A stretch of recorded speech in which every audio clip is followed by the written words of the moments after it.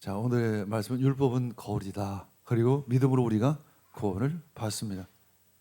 우리 율법을 통해서 우리의 모습을 바라보죠.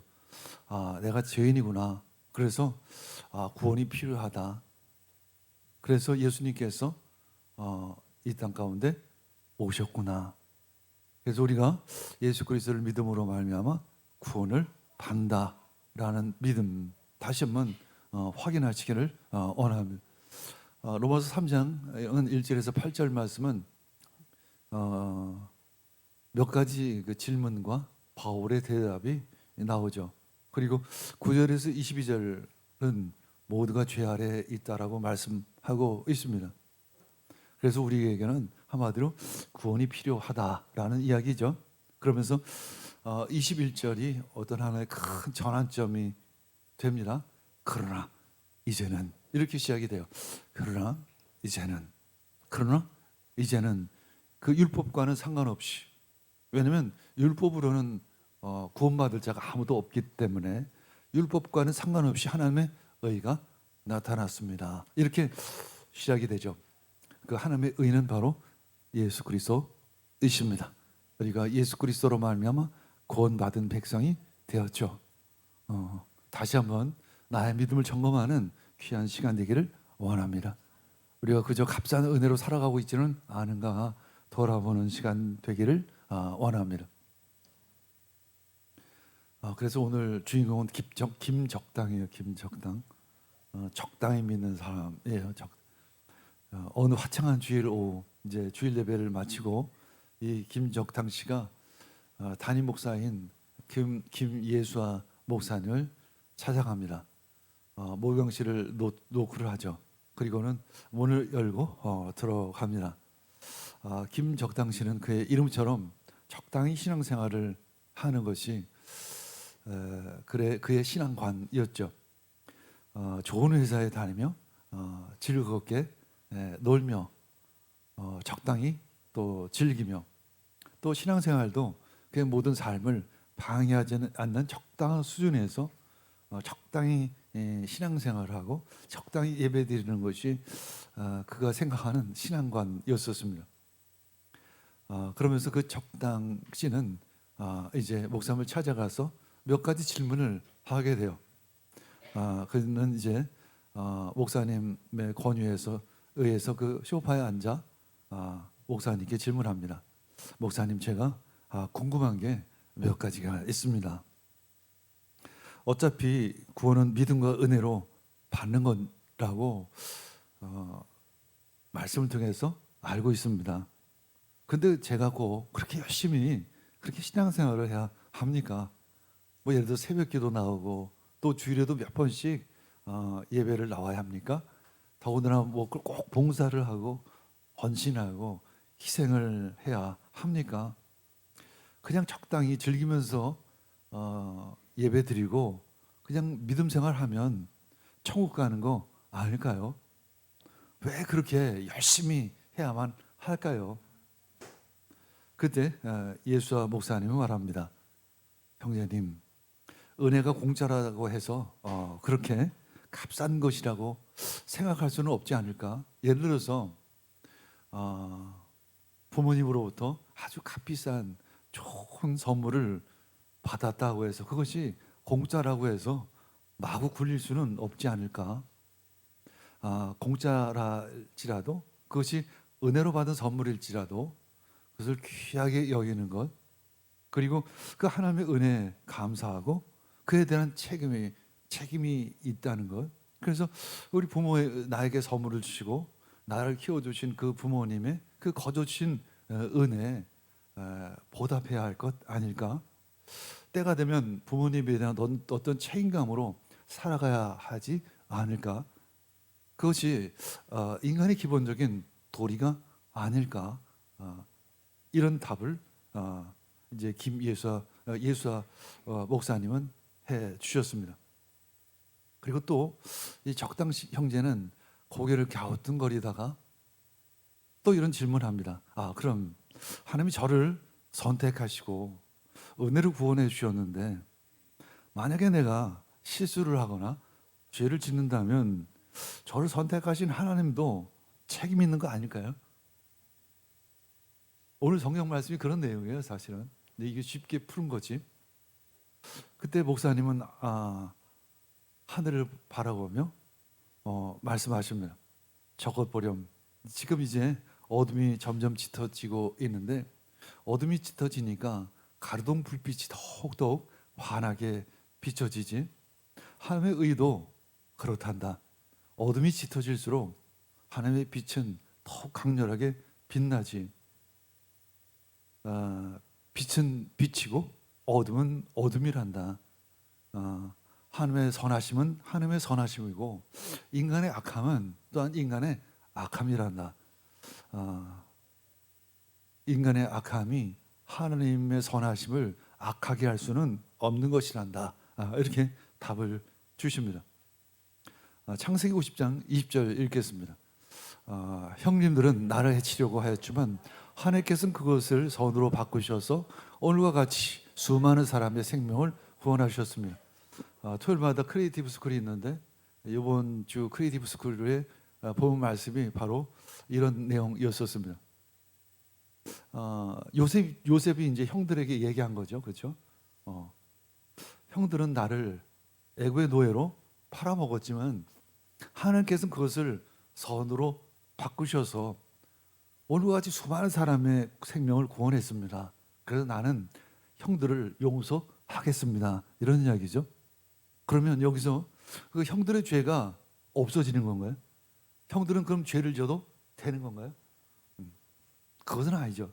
형들의 죄는 죄예요. 그렇죠? 단지 요셉의 입장에서 하나님의 그 악을 선으로 바꾸셨기 때문에 그들을 용서하는 것입니다. 예를 들어서 예수님이 십자가에 못 박히셨습니다. 예수를 팔아버린 가룟 유다가 있어요. 예수님에게 십자가를 언도한 빌라도가 있죠. 그리고 예수를 십자가에 못 박으라고 외친 종교 지도자들과 무리들이 있습니다. 그러면 예수님이 십자가를 통해서 인류를 구원하셨어요. 그러면 이 가룟 유다나 빌라도나 그렇죠? 종교 지도자들도 결과적으로 보면 좋은 일을 한 거네요. 좋은 일을 한 거예요, 그렇죠?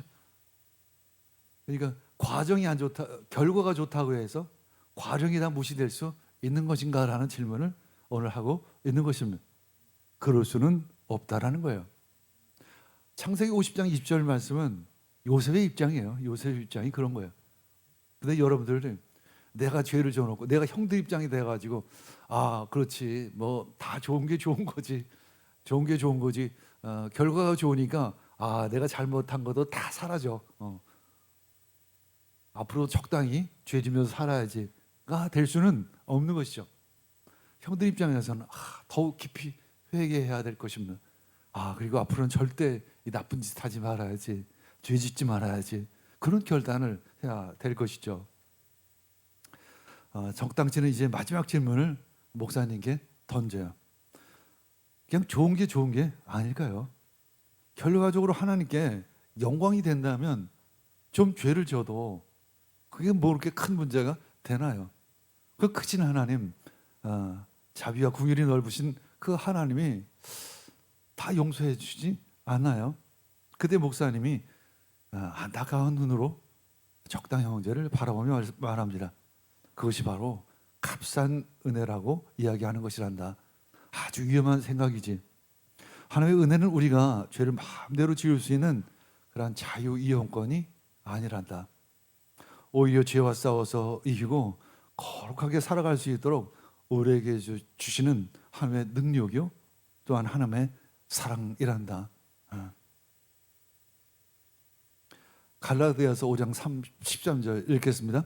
형제 자매 여러분, 하나님께서는 여러분을 부르셔서 자유를 누리게 하셨습니다. 그러나 여러분 그 자유를 육체의 욕망을 만족시키는 구실로 삼지 말고 사랑으로 서로 섬기십시오. 자, 여기서 우리 여기서 건너뛰어야만 할 징검다리 같은 게 있죠. 하나님께서는 우리를 부르셔서 자유를 누리게 하셨습니다. 그렇다면 그 자유로 육체의 욕망을 만족시키는 구실로 삼을 것인가? 그렇죠? 아니면 그 자유함으로 서로 사랑하며 섬길 것인가?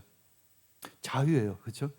이제 우리들에게 선택권이 넘어갔으면, 만약에 내가 크리스찬이라고 하면서 내가 그 자유로 육체의 욕망을 만족시키는 구실로 삼는다면 그의 믿음이 진짜일까요? 그렇죠?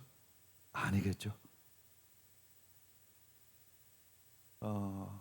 신앙은 대단히 인격적입니다. 우리가 위단이 위험하다는 것이 뭐냐면 이단 비인격적이에요. 그렇죠? 어떤 우리들에게 자유를 주지를 않아요. 이단은 얽매요. 사실은 그것으로 우리는 이단이 아니로 우리는 구분할 수도 있습니다. 그 믿음이 나를 얽매는지 아니면 나에게 자유함을 주는지. 하나님께서는 우리에게 자유함을 주셨어요.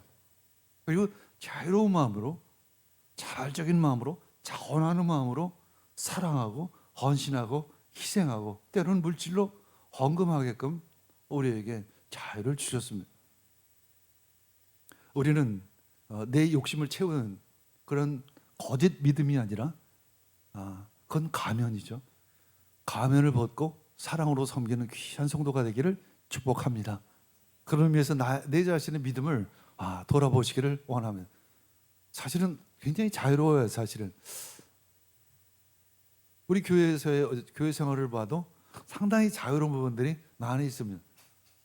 그리고 목사님이 강요할 수 없는 부분들도 있어요. 자칫 왜냐하면 그것이 율법이 될 수 있기 때문에, 그렇죠? 율법이 될 수 있기 때문에 강요할 수 없는 부분들이 있습니다. 그러나 그런 부분들이 스스로 자유롭게 결정하며 선택하며 하며 선하신 길로 한 걸음 한 걸음 가야 하는 것입니다. 그 힘, 그 능력이 바로 성령님이십니다. 그래서 우리는 성령의 충만함을 구하게 되는 것이죠. 자, 5에서 6절 읽겠습니다.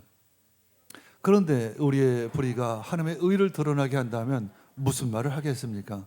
나는 사람의 방식으로 말합니다. 하나님께서 우리에게 진노하신다고 해서 불의하신다는 말입니까? 그럴 수 없습니다. 이제 어떤 궤변과 같은 질문을 하는 거예요. 어쩌면 당시의 사람들이 당시에 없었던 복음이죠, 사실은. 그렇죠? 지금까지는 율법이었죠. 율법의 시대였는데 예수 그리스도로 말미암아 복음의 시대가 시작됐죠. 그래서 지금은 우리가 복음에 대해서 어떤 지식이 있지만 당시 특히 유대인들 입장에서는 율법에 젖어 있었던 사람이 그런 질문을 할 수 있겠죠. 그러면 그렇게 마음대로 할 수 있다면, 우리 마음대로 죄도 지고 마음대로 불의할 수 있다면, 그 불의가 그 하나님을 드러나게 한다면 그럼 도대체 무슨 말을 하겠습니까? 라고 궤변적인 질문을 했을 때 바울 사도는 복음은 그것이 아니다. 복음은 그런 뜻이 아니라 그럴 수 없다라는 거 얘기하는 것이죠. 하나님께서 우리에게 자유함을 주셨다면 그 자유로 하나님의 뜻하신 선한 일을 매일매일 선택하면서 한 걸음 한 걸음 가는 것이 바로 하나님의 은혜를 입은 자들의 책임이라는 것이죠. 그래서 받은 은혜에 대해서는 책임이 있는 것이죠. 물론 우리 부모님이 나에게 거저로 키워주시고 거저로 양육해 주시고 거저로 학교를 보내주셨습니다. 물론 공짜이죠. 그러나 그 공짜가 공짜로 끝나는 건 아니죠. 물론 그렇다고 부모님이 뭔가를 바라고 해주신 건 아니지만 우리가 나이가 들고 철이 들면 때가 되면 그 부모님의 은혜를 보답을 해야 하는 것이죠.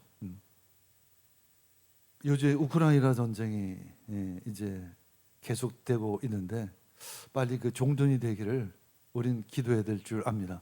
네, 지난주 금요일 날은 이제 우크라이나 재건을 위해서 이영구 우크라이나 전 대사 만나서 함께 이야기를 하며 그것을 위해서 우크라이나 재건을 위해서 가나안 사역을 함께 하기로 했는데 그때 그런 얘기를 해요. 우크라이나 전쟁, 그 전쟁을 통해서 하나님께서 그것을 선하게 바꾸신 부분이 있다는 거예요.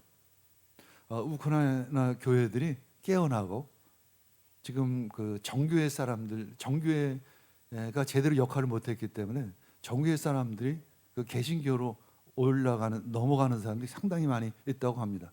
그래서 지금 우크라이나 그 개신교회가 한 두세 배 정도 부흥을 하고 있다고 합니다. 그리고 그들 나름대로 깨달은 부분들이 있어서 새롭게 살려고 하는 그 의지들이 각자에게 피어나고 있다는 것입니다. 그리고 아무도 그 우크라이나가 우리가 알고 있듯이 지금 3년 가까이 러시아를 이렇게 대등한 위치에서 이렇게 방어할 수 있다라는 거죠. 지금 한 20% 정도가 이제 우크라이나 영토를 빼앗겼는데 지금 러시아와 싸우는 전쟁은 거의 소모전이라는 거죠. 그래서 거의 뭐 뺏기는 것도 별로 없고 되돌려 주는 것도 별로 없는 굉장히 지루한 싸움이 계속되고 있는데 결국 이것은 러시아의 패배와 같다라는 거죠. 러시아의 한계가 만천에 드러났다는 것을 얘기하고 있는 것이죠. 그래서 우크라이나가 재건되고 우크라이나가 깨어난다면 세계 질서가 다시 재편될 수 있다라는 의견입니다. 그러나 그렇다고 해서 전쟁이 합리화될 수 있는 것은 아니죠, 그렇죠? 전쟁은 악입니다, 그렇죠? 물론 하나님께서 그것을 선하게 바꿔 주신 것이십니다. 8절 읽겠습니다. 더욱이 선을 이루기 위하여 악을 행하지 하고 말할 수 있겠습니까?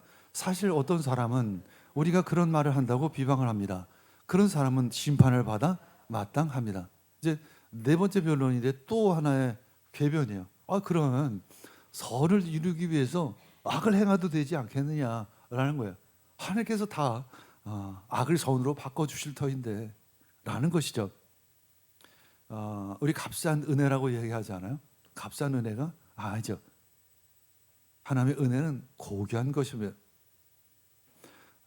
우리가 실수하고 우리가 죄를 지을 수 있겠지만 우리가 그것이 너무 일상적이고 너무 습관적이 된다면 그것은 하나님의 은혜를 값싼 것으로 간주하는 것이겠죠. 뭐 괜찮아. 그냥 주일에 가서 그냥 뭐 회개 기도 한번 하면 되는 거 아니야? 뭐 그런 생각을 해본 적이 있습니다. 특히 어렸을 땐 그런 생각을 하죠. 뭐 그냥 뭐 리셋하면 되는 거 아니야? 우리 리셋이 너무 쉽잖아요, 그렇죠? 컴퓨터도 리셋하면 다 지워지고 깨끗하게 되고 핸드폰도 리셋하면 다 깨끗해지니까 그런 것처럼 뭐 좀 죄를 지어도 리셋하면 돼. 그것은 하나님의 입장이지 내 입장은 아니죠. 나는 그 영적인 책임을 은혜에 대한 책임을 가지고 살아가야 될 줄 믿습니다. 하나님의 은혜는 방종의 면허증이 절대 아니라는 것입니다. 그러면서 이제 그 적당 형제는 목사님에게 또 질문해요. 그럼 율법은 도대체 왜 있는 건가요? 그 율법은 쓸데없는 거 아니에요? 그 뭐하러 율법이 있어요? 적당 씨가 물었습니다. 그때 목사님이 대답하죠. 율법은 바로 이 거울과 다 같은 것이란다. 네가 아침에 일어나 거울을 봤을 때 그 얼굴에 뭔가 묻어 있는 것을 보아야만 또 네 얼굴에 더러운 것이 묻어 있는지를 알겠지. 거울이 없다면 네가 더러운지를 알 수가 없겠지. 그러나 거울이 너를 깨끗이 하는 것은 아니지. 단지 내가 더러운 것이 묻었구나라는 것을 아는 것뿐이다. 마치 율법이 거울과 같은 역할을 하는 것이란다. 그리고 내가 물에 가서 세수를 해야만 내 더러운 것들이 씻겨진단다. 그분이 바로 예수 그리스도이신다. 구원하시는 분은 오직 예수님. 그 율법은 나의 죄를 보는 거울이란다. 라고 이렇게 적당 형제를 가르쳐 주셨습니다. 9절 읽겠습니다. 그러면 무엇을 말해야 하겠습니까? 우리가 유대 사람보다 더 낫습니까? 전혀 그렇지 않습니다. 유대 사람이나 그리스 사람이나 다 같이 죄 아래 있음을 우리가 이미 지적하였습니다. 지금은 어떻게 보면 유대 사람들의 이제 반론에 대해서 바울 사도가 응답한 건데 그러면 무엇을 말해야 하겠습니까? 유대 사람보다 우리가 그럼 이방 사람이라고 해서 더 낫습니까? 그렇지 않다는 거죠. 유대 사람이나 그리스 사람이나 우리 모두 다 같이 죄 아래 있음을 우리가 다 알고 있습니다. 죄 아래 있다라는 것은 모든 인간을 지배하고 노예로 삼는 어떤 강력한 세력 아래에 있다는 것을 의미합니다. 어떤 왕처럼 군림하는 어떤 인격적인 힘 아래에 있다는 것을 이야기하죠. 우린 그것을 그래서 다른 표현을 한다면 사탄의 지배 아래에 있다라고 이야기하죠. 공중 권세 잡은 자의 지배 아래에 있다라고도 이야기를 합니다. 그래서 우리 죄 아래에 있다는 것은 결국 사탄의 공중 권세 잡은 자 안에 있다는 것을 의미하는 것이죠. 우리가 죄를 지어서 감옥에 갇혀요. 그러면 죄 아래에 있게 되는 거죠. 동시에 감옥에 갇히게 됐기 때문에 간수장의 그 권위 안에 있게 됩니다. 그래서 우리가 죄 안에 있게 되면 그 사탄의 권위 아래 있게 되는 것입니다. 우리는 더 이상 사탄의 권위 아래 있는 것이 아니라 주님 안에 있는 귀한 하나님의 자녀인 줄 믿습니다. 10절에서 12절 읽겠습니다. 성경에 기록한 바와 같습니다. 의인은 없다. 한 사람도 없다. 깨닫는 사람도 없고 하나님을 찾는 사람도 없다. 모두가 곁길로 빠져서 한 가지로 쓸모가 없게 되었다. 선한 일을 하는 사람은 없다. 한 사람도 없다. 의인은 없습니다. 한 사람도 없습니다. 깨닫는 사람이 없다는 것은 이성이나 지성이 망가졌다는 것을 이야기하고 하나님을 찾는 그런 의지가 그 의지조차도 무너졌다는 것이고 모두가 곁길로 빠졌다는 것은 그 사람의 행동 자체가 이미 무너졌다는 것을 얘기하는 것이죠.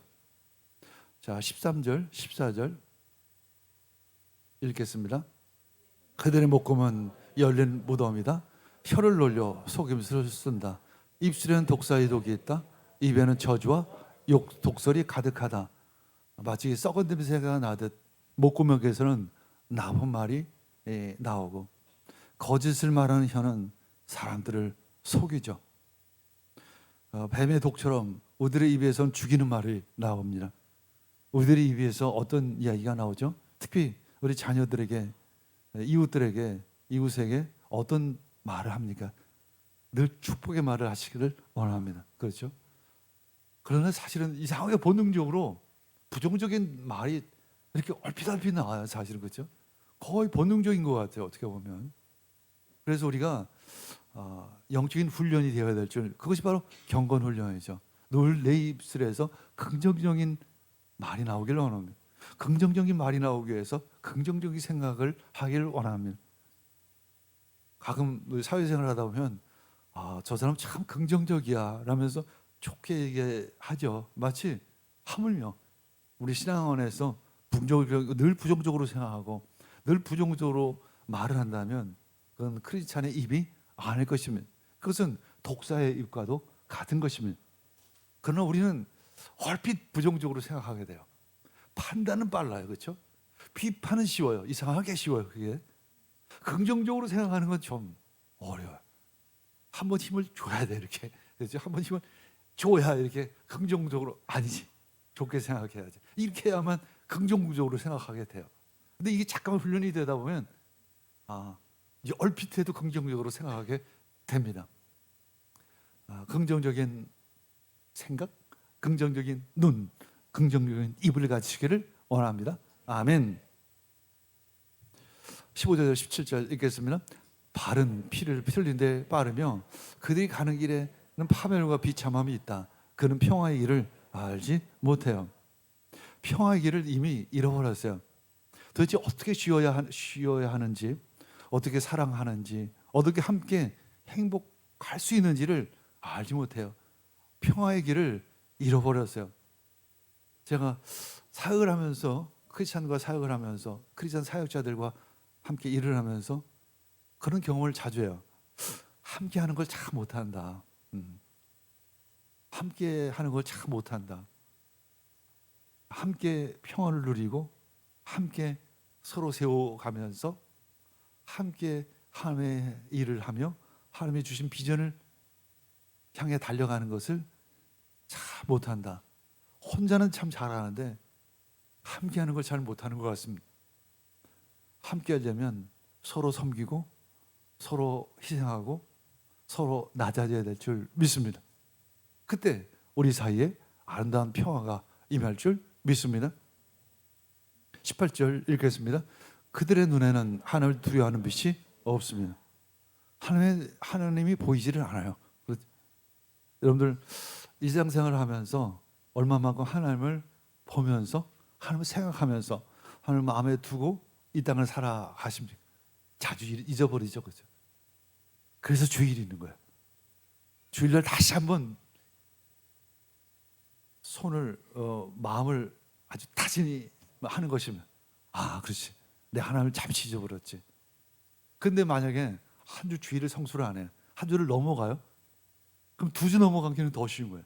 그렇게 하다 보면 우리들 믿음을 잊어버리는 거예요. 그래서 주일 성수를 하라는 의미가 거기에 있는 것입니다. 늘 하나님을 마음에 두시기를 원하면, 우리들 눈에 늘 하나님이 계시기를 원하면, 그래서 하나님의 눈으로 보고 하나님의 귀로 들으시기를 원하면. 20절 읽겠습니다. 그러므로 율법의 행위로 하나님 앞에서 의롭다고 인정받을 사람은 아무도 없습니다. 율법으로는 그저 죄를 인식할 뿐입니다. 그래서 율법은 거울과 같습니다. 율법은 수술을 위한 진단 도구예요. 수술은 의사 선생님이 해야 하는 거예요. 우리의 영적인 의사 선생님은 바로 예수 그리스도이신 것입니다. 율법을 통해서 우리들의 죄를 진단하는 것입니다. 21절 읽겠습니다. 그러나 이제는 율법과는 상관없이 하나님의 의가 나타났습니다. 그것은 율법과 예언자들이 증언한 것입니다. 이제 21절에 이제 3장 21절이 굉장히 중요한 절이죠. 그러나 이제는 미니레라는 헬라어 단어를 사용하는데 어떤 전환점을 이야기하고 있습니다. 이제는 그런 거예요. 그렇죠. 우리도 한국말도 이제는 그러죠. 이제는 뭔가 새로운 시대가 왔다는 거예요. 획기적인 사건이 일어난 거예요. 마치 대나무에 대나무에 그 획이 쳐져 있잖아요. 이렇게 그런 것처럼 이제 율법의 시대는 가고 그 은혜의 새로운 시대가 등장했다라고 선포하는 것입니다. 엄청난 사건이죠. 그렇죠? 이것은 획기적인 사건이고 역사적인 사건입니다. 그래서 이것으로 말미암아 BC와 AD가 나누어지는 것이죠. 하나님의 의가 나타났습니다. 감춰져 있던 비밀이 열린 것이죠. 이사야서 43장 18에서 19절 읽겠습니다. 너희는 지나간 일을 기억하려고 하지 말며 옛일을 생각하지 말아라. 내가 이제 새 일을 하려고 한다. 이 일이 이미 드러나고 있는데 너희가 그것을 알지 못하느냐. 내가 광야에서 길을 내겠으며 사막에 강을 내겠다. 아멘. 여기서 이 일이 이미 드러나고 있다라고 표현하죠. 이 일이 이미 드러나고 있다. 나타날 것이다. 참아오라는 단어를 사용하는데 원어를 보면 새싹이 돋아나다라는 거예요.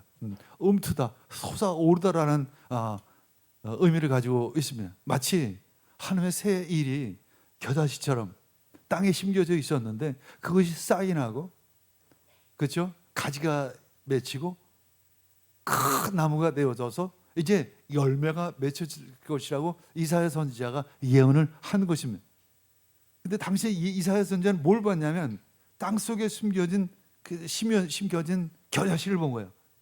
그런데 예수님께서 이 땅 가운데 오심으로 말미암아 열매가 맺혀진 큰 나무를 우리는 보고 있는 것입니다. 그것이 바로 내가 광야에서 길을 내겠으며 사막에 강을 내겠다라는 그런 의미 있는 것입니다. 그러니까 예언이라는 것은 없는 일을 얘기하는 것이나 아니라 이미 겨자씨가 땅에 심겨져 있는 것을 인간의 눈이 아닌 영적인 눈으로 보고 그것을 선포하는 것입니다. 그것이 바로 예언인 것입니다. 여러분 가운데, 우리들 가운데 예언의 영이 임하시기를 원합니다. 보이지 않는 일들이, 아니 이미 시작된 그 일이 내 눈에 보이기를 원합니다.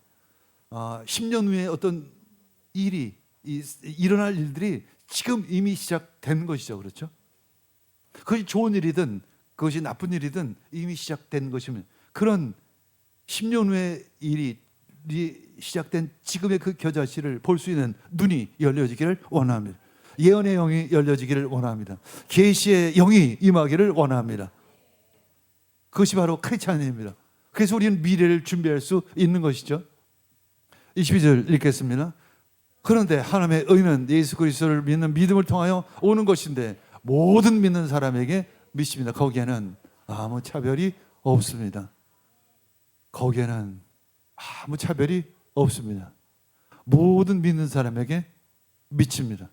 미친다라는 단어는 이제 원래는 전치사예요. 에이스라는 단어인데